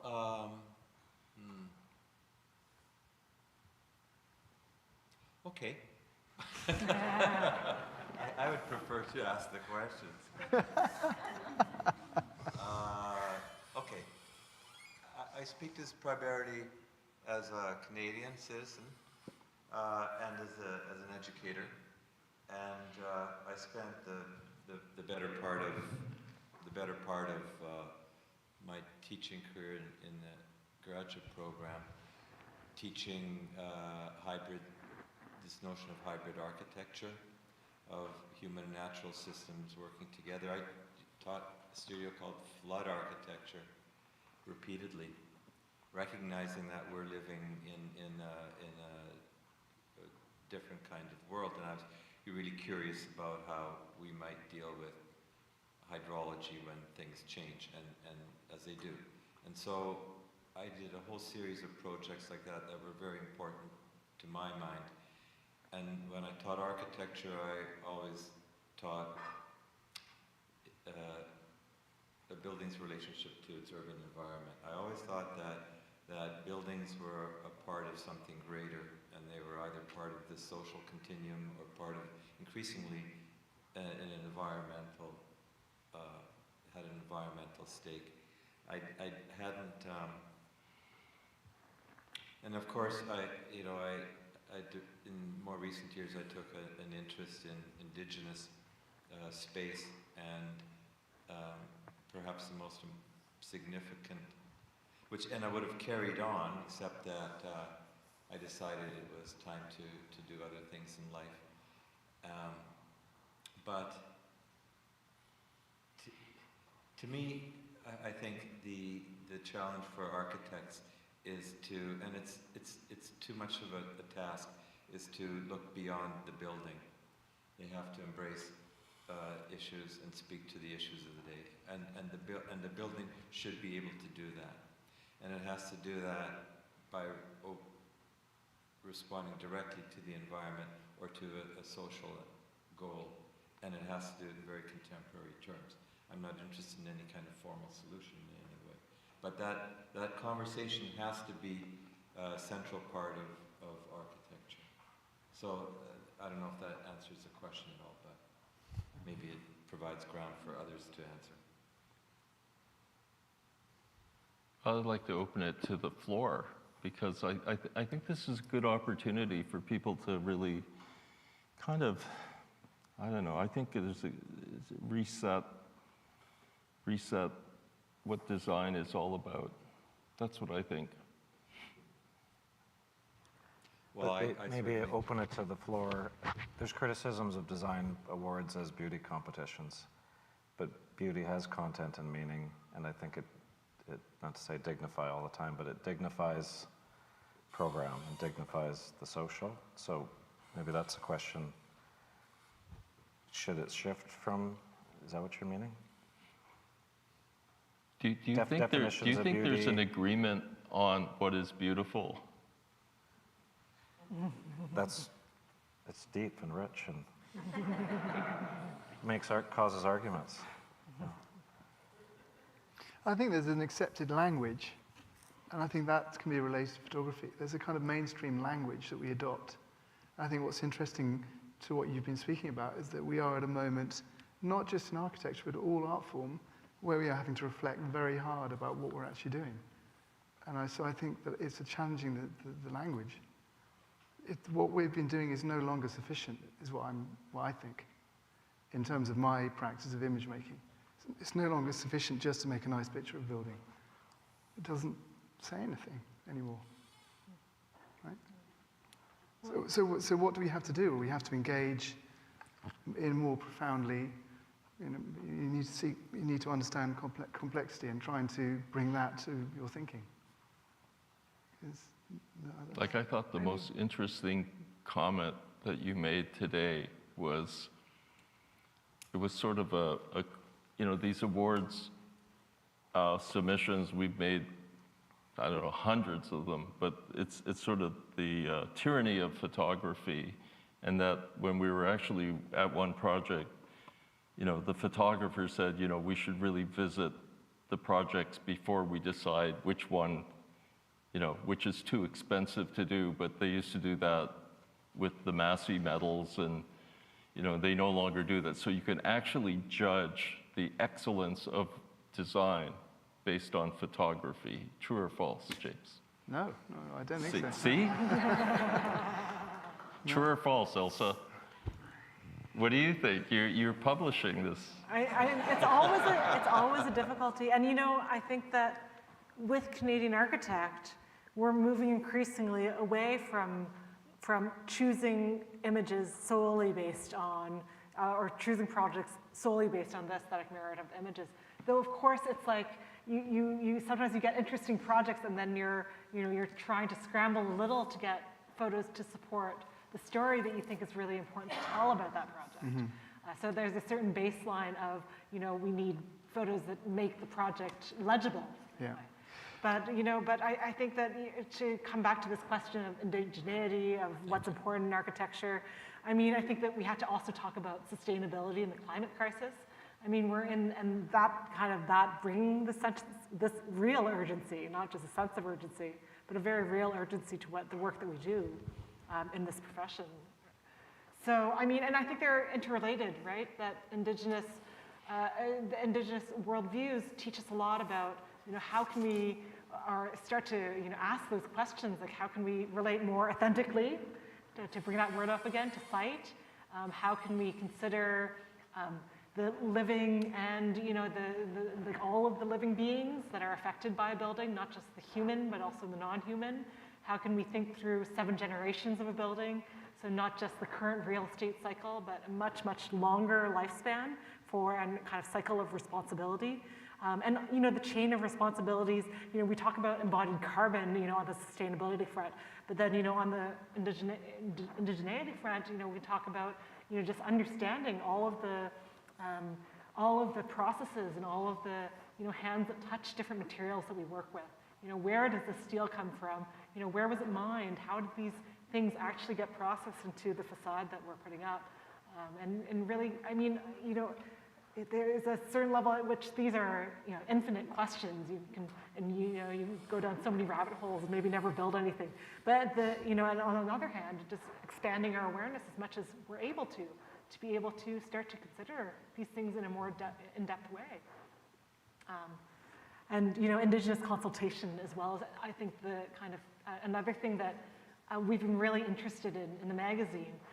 and as something that can teach lessons to the community outside of the kind of narrow band of Indigenous designers. But how can we really build inclusivity into the design processes in a way that doesn't subvert the responsibility of the designer to ultimately to design or to produce something that unites various sometimes contradictory viewpoints and desires on the point. But but how do we think of our client groups in a broader way rather than just the one person that's holding the money bag? But how do we really think of all of these of many different people, of a bigger public as a client group, and how do we think of non-human life as a client group in some ways? You should do an issue on co-creation, what that means to Canadian architects. Yeah. It's complex. Yeah. What struck me, and this relates to a stream of questions on architectural agency and what we should be talking about and what we should be acting upon. You look at the range of submissions, there are many that are clearly responding to a very strict RFP requirements and budgetary constraints, and they have a modus operandi, whether it's an integrated design process and so forth. The team's all on board, and we get these projects done. And at the end of the day, we have something that is worth photographing, absolutely. And the client is happy, and everyone has been paid, and off we go. And this is the challenge. I mean, these are the opportunities that we embrace as architects and designers, but those are also the constraints. They're serious constraints. They limit our capacity to have agency, because the architect is a part of a team, and she may have more to say on the subject, but has no opportunity because of just this overwhelming range of constraints in the way our whole building economy is structured within the private sector, and of course supported by the government that obviously has not kept abreast of design issues, at least in this era. And so it's very difficult to talk about having conversations, and it's difficult in my mind, for the practice to keep up, because when I think keep up, that may not be the right word. Be a part of a conversation. The privilege I have as an academic is I am a part of that conversation. My students are part of that conversation. But once they're interning, that conversation the conversation that you're suggesting we have. But how do we shift that? I mean, I can just even looking at this audience, I can see people that are shifting that, right? Like Carl Bélanger doing amazing work at the City of Edmonton. Lisa Landrum working on architecture policy. I don't know if Angela Lavallee and Sajam Panag are still in the audience. I mean, as a different kind of client group, as students coming up with a project for Rainbow Butterfly and then searching for an Indigenous woman architect to produce it, and ending up with a team of 3 Indigenous women designers really leading that project. I mean, these are different collaborative processes that are engaging designers in different ways. Sasha, coming up with basically writing the pro forma for projects and then bringing them to client groups, for in the case of not an awarded project tonight, but one that we saw, the Pump House project. So I mean, I think there are other avenues, but it takes a lot of creativity and energy to actually say we can do this. Like these are bureaucratic things that can be changed. Like we don't have to. We can. Who writes RFPs? There's people that write RFPs. Maybe we can change this. I don't know. I mean, I know we can have many evenings of discussions about procurement. I mean, good.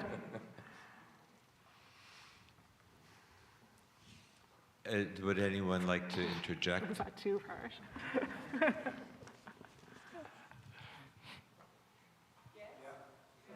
Yeah. Please. Just want to say,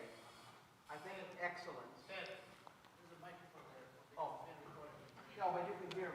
I just think Take the mic. excellence is obsolete. It's vague, it's self-congratulatory. It touches on the sort of aristocratic sensibility. Being the best is not the goal. Fuck excellence. All right then.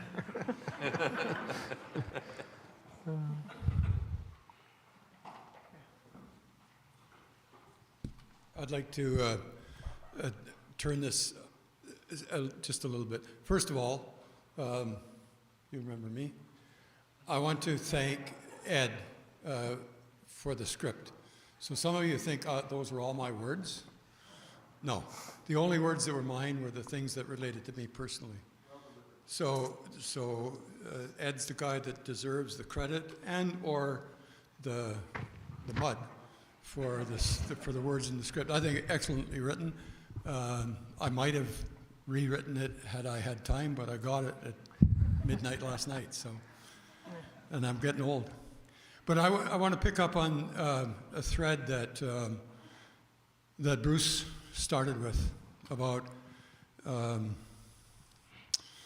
finding a whole new way of doing what we're doing. And I want to talk a little bit, I want Bruce to talk a little bit, and probably Darcy as well, about as we approach the work we do in this new context, in this context of climate change, of social imperatives, of indigeneity, all of those things that Ed wrote in that script that I read. Talk about the way in which we can use our work as architects to bring our clients along that learning curve too. We've got to learn new ways of doing things. It's about time. But we can use the work we do to help our clients learn those new ways of doing things too. We could use our work to begin to find truth in the arguments that are raised in denial of climate change. In making each of us understand that, you know, having houses wash into the ocean is not an accident. It's not an act of God. It's an act of us. We did this. And to simply design the building, turn over the key when the paint's dry and say, good, next, is no longer good enough. If our clients don't understand these things that are part of what we've done as architects, then we're just wasting our time, in my view. And I wouldn't mind to hear Bruce's reaction to that, and Darcy's too. Thank you. Others? But, Michael, what, Please. like, in a nutshell, what was your question then? Not.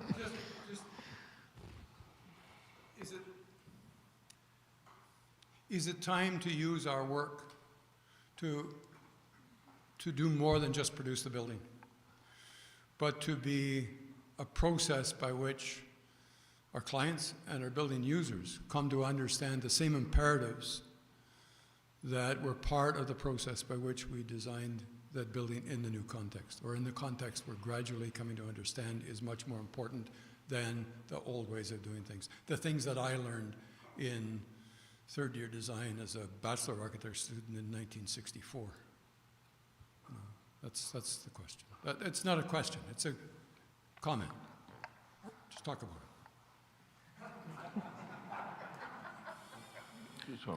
Sure. The most, Or Darcy, I think he was trying to get. Go ahead first.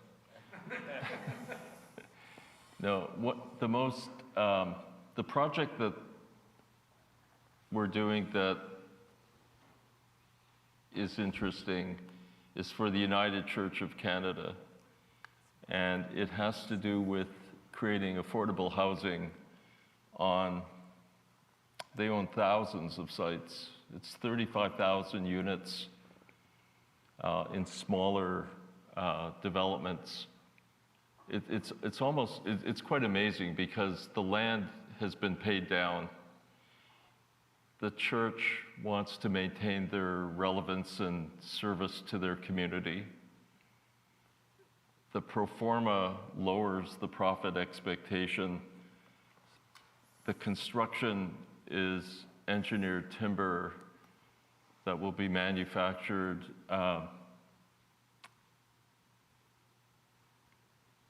on the Six Nations Reserve near Brantford in Ontario. And it's a company, it's Kindred Works.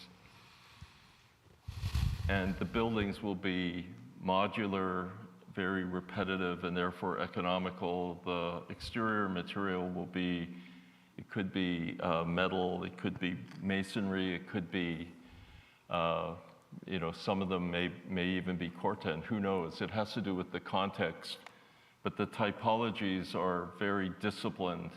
And what it produces is affordable housing and a cash flow stream as a share of that revenue that comes out of rental. It's 100% rental and affordable. And it goes by region. And it's really moving along. So they're prototyping now. So this is the project that almost all the young people, and it'll be passive house standards. So like you follow that.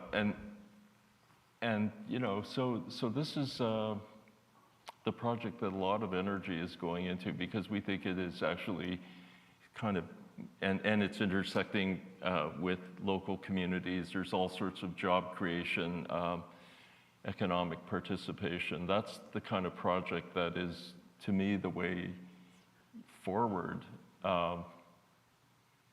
And there, you know, there's some others. I mean, the other project that I'm involved with is with Peter Busby, and it's in Ottawa. It's affordable housing, 600 units in Ottawa. And I was telling Sasha today, and I think he was surprised that I even knew this, but the affordability is $1.92 a square foot per month. That's your rent.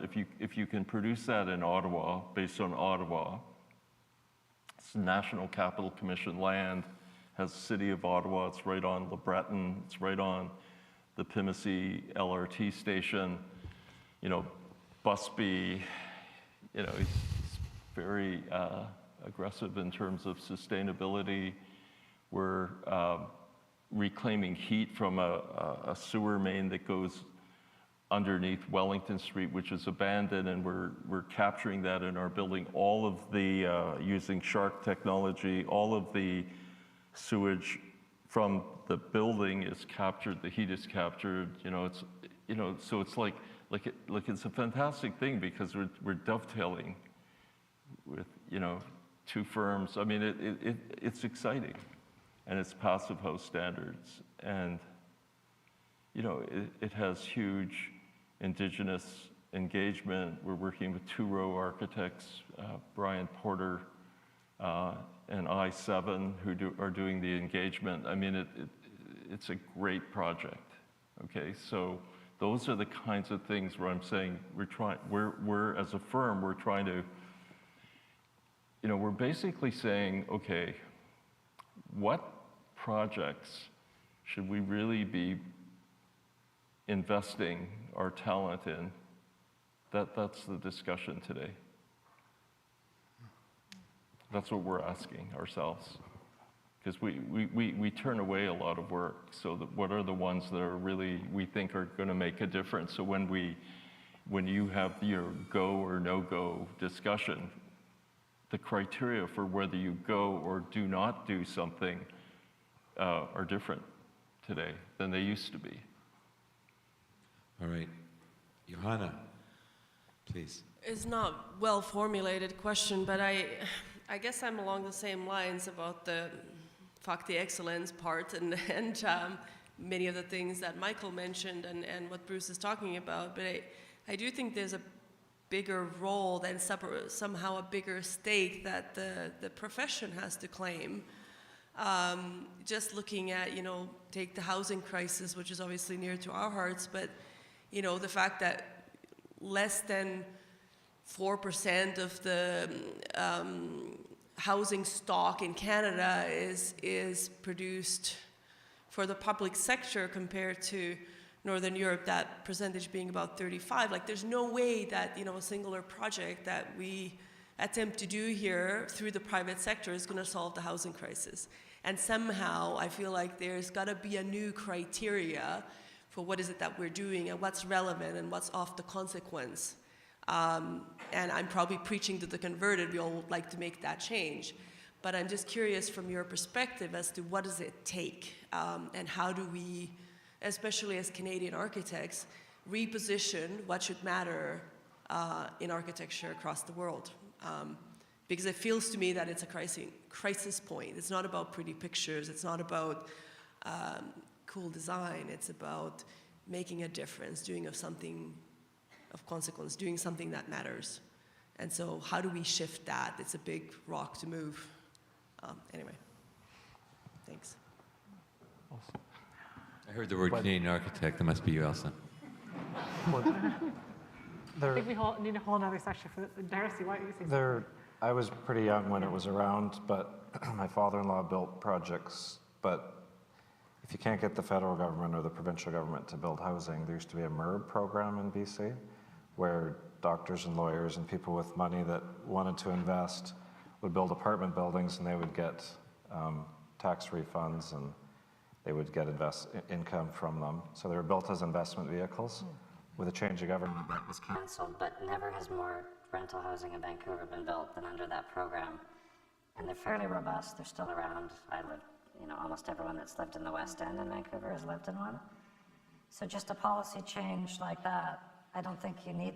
It was federally regulated, but it was private sector money, and you know, it was such a fantastic program. Everyone acknowledges it, and no one has the courage to bring that back. There'd be some tax revenues and some investment revenues, but the same group are finding other loopholes, and numbered companies and limited companies. like they're investing somewhere else. So it could happen again, probably in an afternoon, if there was a desire for it. So. Does anybody else want to speak to Johanna, or do we want to ask Lisa to? Lisa? Thanks, Ed.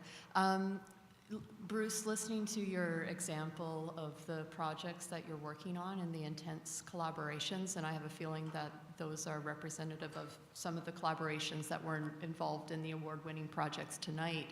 Certainly when you're speaking, I was thinking about the lecture that Doug Hanna gave to our students about the Red River College Innovation Center and how much collaboration there was in that project. So how, like, what are the takeaways to bring it back to awards programs like the one that you've participated in?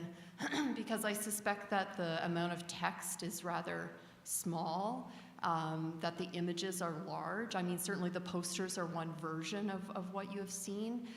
Everyone is busy. There's a limited amount of time in what you can digest and review as part of the awards program.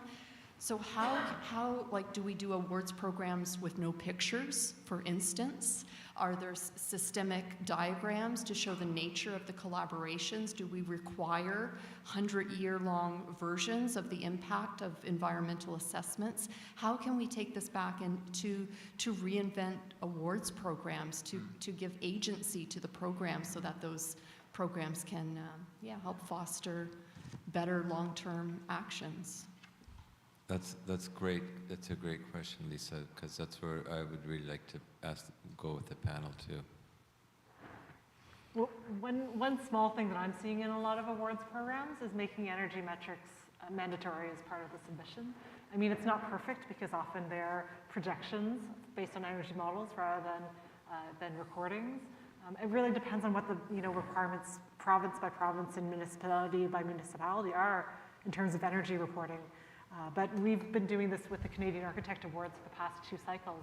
And even then, it's encouraging to see more and more submissions where they have that information available and seeing how the metrics have been tracking downwards, I mean, in a positive way over the past 2 years of doing this. But that's something that the OAA has now made mandatory, that to submit in their awards program, you need to produce or provide energy metrics.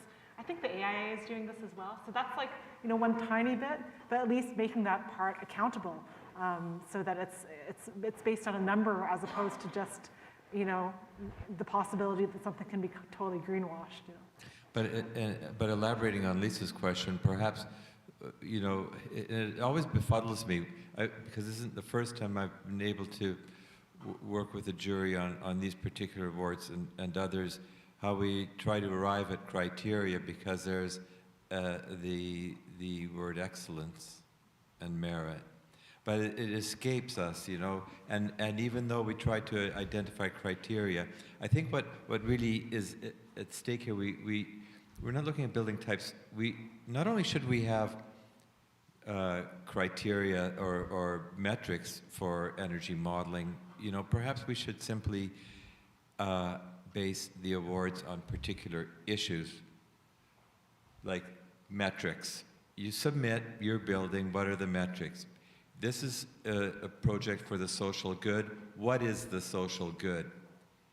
And describe that, because perhaps we should be, the very issues that we're trying to advance, that it is something that we should ask for in our submissions, instead of these general submissions is whatever they are. Can I just speak to the imagery quickly? I think that it's not right to say that the imagery doesn't have a place. It certainly does. But I think, in a way, I would issue a challenge to architects to be braver, both in the way you commission, who you commission, and what you're trying to get your images to say. So images are not, there are many ways of making pictures, but we only seem to make them one way. So I think it's on you guys, you need to think more deeply about what imagery you want to describe your project. I think the imagery has great power to communicate all sorts of things, but right now it's only communicating predominantly just the formal qualities, rarely more than that. I think the gold, I think we have to wrap up soon. So Oh yeah, okay, we will. All right.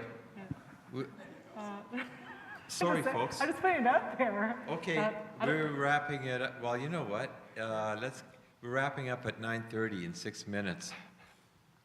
I'll put up, the gold standard for design award programs worldwide, I think, would be the Aga Khan Awards, right? And the Aga Khan Awards, Okay. which are for awards that are for in the Muslim world, right? But, or for cities that have a substantial Muslim population.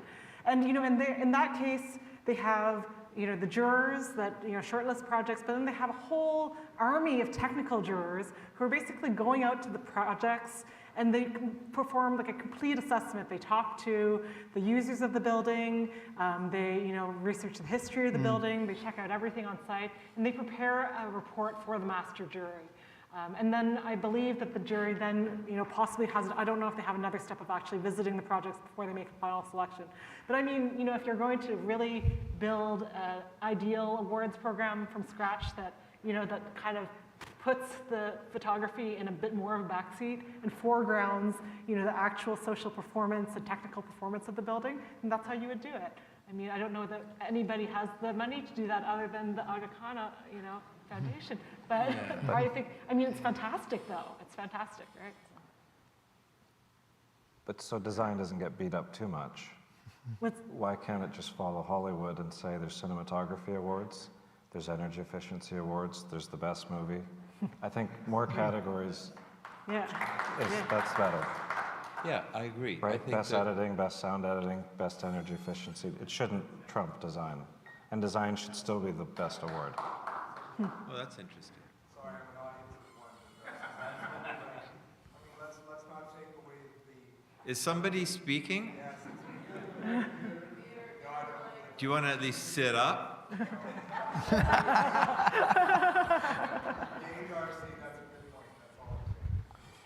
Food has to be delicious and nutritious. Nice. Right? Both are important. You know, the number one country, the leading country in the world in terms of lowering their carbon emissions is UK. Hard to believe, right? How do they do it? No, but I would have thought it would have been, And the I don't know, the recession will help, Netherlands too. or one of the Scandinavian countries, but there are global surveys, and Canada is like, I think, 54th. And the United States is like maybe the high 20s. And one of the myths of Canada is that we think we're so progressive and, you know, the exemplar that I'm saying we should become, but the reality is that we're underperforming. We're just underperforming. We think, you know, it's the myth of, I don't know what it is, the Canadian psyche, that we think we're somehow better than we are, actually. All right, well, we're not going to end on that note. No, it's a starting point, Edward. It is a starting I like the point. idea of metrics. Look at real metrics. All right. Like, just put it this way. Manitoba Hydro, I thought, was incredible because it was 90 kilowatt hours per square meter. You know, fast forward almost, I don't know, that was 2009. And Le Breton, which I think is fantastic, is 80 kilowatt hours per square meter. But in Denmark, the different climate than Winnipeg or Ottawa, but it's something like, I don't know, 45 kilowatt hours per square meter. Different energy pricing structure, different. We're nowhere really. Like we're not. We need to do more. We need to more than just kind of think we're doing well. We're not. Thanks, Bruce. Okay, well, you know what? I don't think I can salvage that. But, you know, we have a range of opinions. Thank you for participating. Absolutely thank you for the work that you've brought forward for us to review. Thank you to the panel who've given a lot of time and thought to your work, and hopefully some constructive thoughts follow and some constructive work. But I honestly believe that we have to